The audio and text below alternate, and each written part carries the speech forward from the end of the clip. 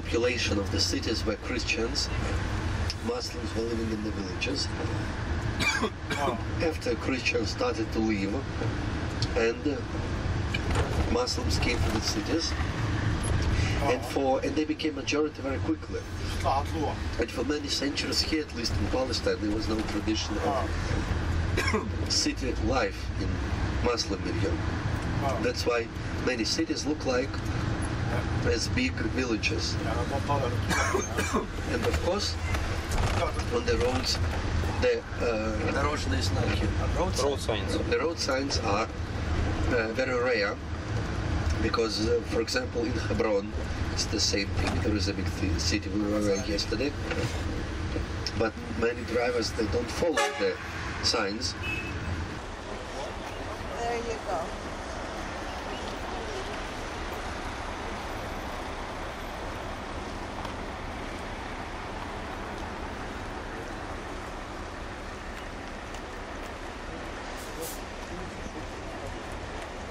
There was a wonderful Georgian and statesman and poet of the 12th century who was named Shotarustaveli.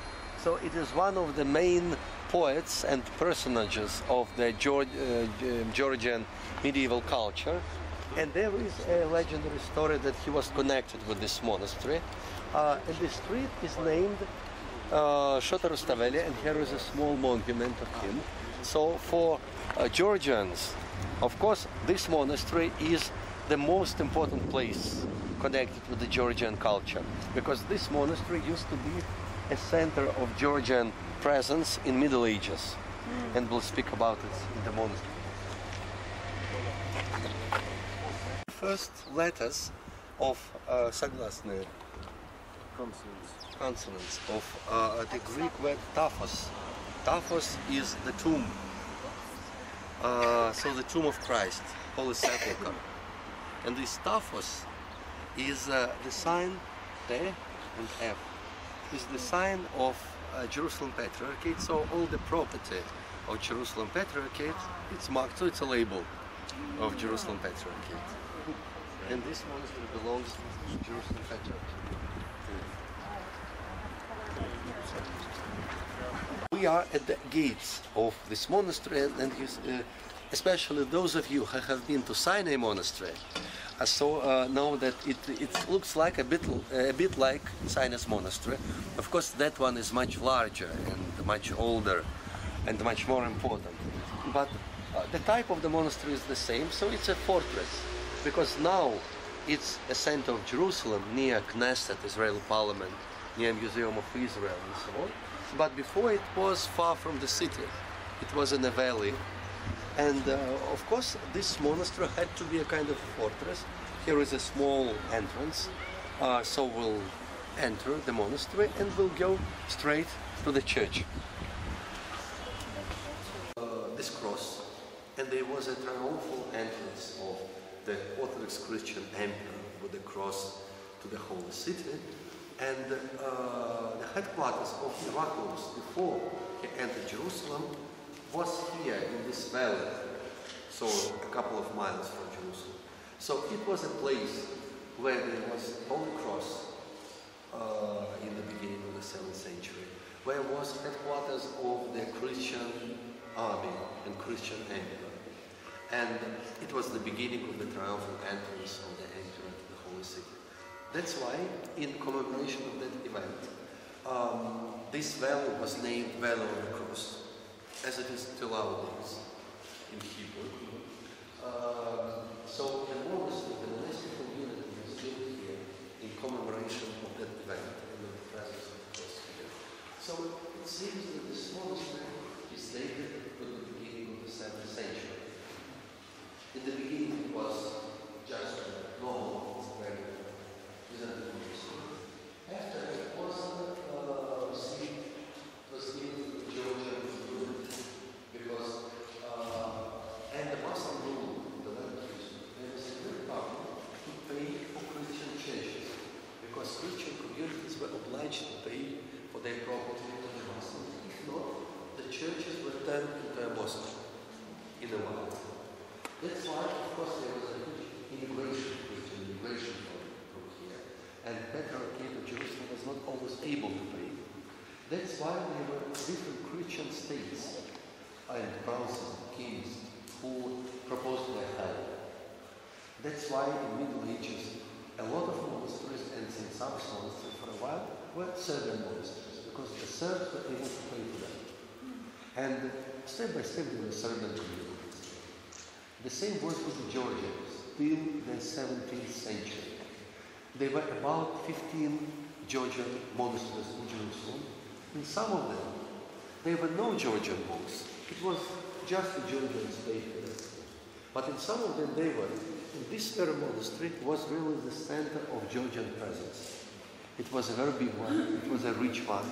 There were a lot of lands owned by this monastery. For example, the land where Israeli Parliament is situated now, it's not far from this place, up here. It was also a land bought from this monastery. So it was a very serious and big monastery. In the end of 17th century, when Georgia itself was between Turkey and Iran, they could do nothing to help the whole land. So the Georgians have lost this monastery, but it doesn't mean that Greeks stole this monastery.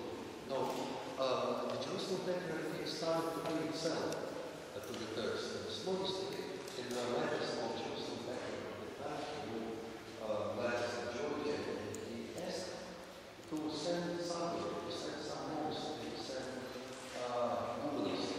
He was interested in the money, and he was writing to the Georgian king, and he asked to send some monks, at least one governors. But I pray you to know, send someone local.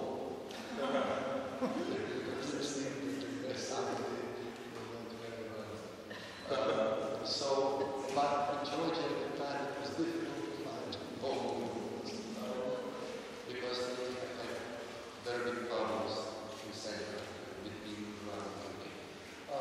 So it's supposed to be in the 19th century, a seminary for Arabic Greek students was found. And it was started by initiative of the first head of the Russian Ecclesiastical Mission, Archimandrite Porphyry Uspensky, was a great scholar. He did a lot here in the Holy Land. It was the very beginning of Russian ecclesiastical presence. And he proposed his help in foundation of the theological school. So a school was found here, and it was here till the beginning of the 20th century. Now it is a monastery, but in reality without a monastic community. What is interesting here? The frescoes, most of them are of the 17th century, but in Georgia and in Greece, 17th century was different from Russian 17th century. So it was a real tradition of canonical icon painting. So the inscriptions over the frescoes are very good, and they are really of good quality. So it is one of the places where frescoes of that period are well preserved, more or less. They were, even 30 years ago, there were much more frescoes, but there was no restoration, nothing, and a lot of them perished during these decades.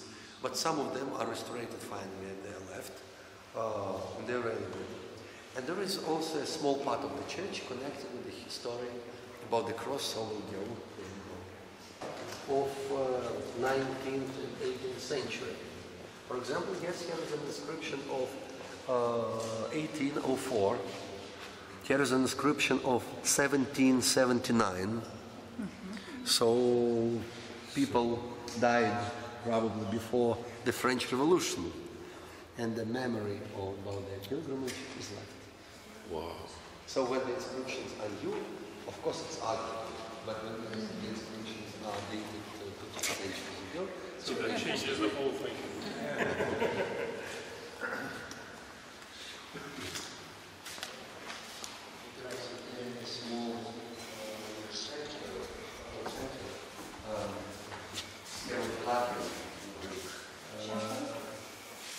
Place where there are some icons and some trees. It's interesting that there is an icon donated by the present Georgian president, Saakashvili. was visiting Israel several times. It was 2004, so he was here not only to buy the arms, but also to venerate holy places. It is one of the icons donated by him. And here is a small altar. It is an altar, it's not Catholic, but it looks like, it really looks rather unusual for our tradition. But here in the Holy Land we have a lot of such small altars. And here is the description of this apocryphal story about the Holy Cross. And this is very interesting. The story is that when Abraham in Hebron was visited by the angels, after they left, they have left also their jezl. How is it in English? Staff. The staff. Stick? Staff. Aha, they have left their staffs. And of course their staffs were of celestial origin, because they were not just strangers. And Abraham kept it and gave it to his nephew Lot after the destruction of Sodom. And he gave an advice to Lot to plant these staffs and to bring water from Jordan River. And he promised that it will be something very important. So Lot, the nephew of Abraham, planted the staffs here in this very valley, in this very place. And he brought water from Jordan. And the devil tried to prevent him from bringing water. And finally there was a big tree that consisted from 3 different parts, because there were 3 staffs. After, during the construction of the Temple of Jerusalem, the builders tried to use this log from this tree for construction, but it didn't fit. That's why they have put it to one of the waterfalls in Jerusalem, Siloam. And that's why there was a miracle, that the water in Siloam was several times a year. The angel came, and that one who entered Bethesda pool, he was healed, because there was a tree that will become a log for the cross. It is an apocryphal story. And during the crucifixion of Jesus, when the soldiers had to find some log for the cross, they took off that cross, that log, and used it for the cross. So it is really a story about the tree, the cross of our salvation. And it seems really very pious and very non-historical. But I think that, as Father Ilya told us in Kursi, there are historical stories and they are not very historical stories, but they all have meaning, because those who were authors of such apocryphal stories, they wanted to show us probably a kind of they wanted to tell not a historical but theological story. And here the meaning is that the cross of our salvation is enrooted in the very beginning of the biblical story. So, the time of Abraham and the revelation of Holy Trinity, it is the beginning of the Bible, more or less, and here starts the preparation of our salvation. And here is the cross as a symbol of our salvation, starts there. So the theological sense is very good. And they did not suppose that it is a real historical story. Nowadays, when pilgrims, Russian pilgrims at least, when they read some stories, they suppose that we should believe that it was really like this in a literal sense. But the authors did not think about it, I suppose. So it is a small part of the church connected with the story. I think that we can just walk around the monastery. Or probably we can venerate the place. Yes, we can venerate the place. And yes. Then we can... And we'll have 10 minutes to walk around. Yes. Yes. And just one, we're going to talk about the crucifixion more in due time. Excuse me. So we're going to talk more about the crucifixion of Christ in due time. But here you can see a picture of Christ to be crucified. I just wanted to let you know that from the Emperor Justinian, whom we mentioned so many times, the punishment to death by crucifixion was prohibited. and the memory of how this execution was made was completely lost. And in many icons and depictions and mosaics, you see the Christ being crucified in exactly in the form and shape as it is depicted here. And those of you who saw the movie by Mel Gibson, The Passion of Christ, it's depicted in exactly the same form. Well, of course, then there is an argument whether the hands of Christ were pierced, the palm of the hand or right in the hand. But this becomes very essential because prisoners or those who were about to be executed were crucified on the cross. The cross was not laying on the ground. The cross already was mounted vertically, and they were crucified. And I explained to you why it was to go up to the cross, or to go up to sit on the cross. So that's how ancient describes what the crucifixion was like. Why? Because there was a little nail that held the main weight of the body around the back part of the human body, and that's where was the most of the weight. It was like the statement that he was sitting on the cross was quite literal, because it was like a little sit. But of course it was not a little sit, but it was like a little horn which supported the main of the body, and to make it additional torturous thing. So piercing of the legs and of the hand was more or less to affix body to the cross so it won't fall out in time when the most of the body weight was hanging on that horn. So when you see in the movie Spartacus and Kirk Douglas, they're being tied to the cross, what was also one of the dead by tying to the cross, but of course they were not holding their own weight by hand or by feet. And but we're going to talk more about that. Just as you will see, the imagery here came to my mind to tell you to bear that in mind.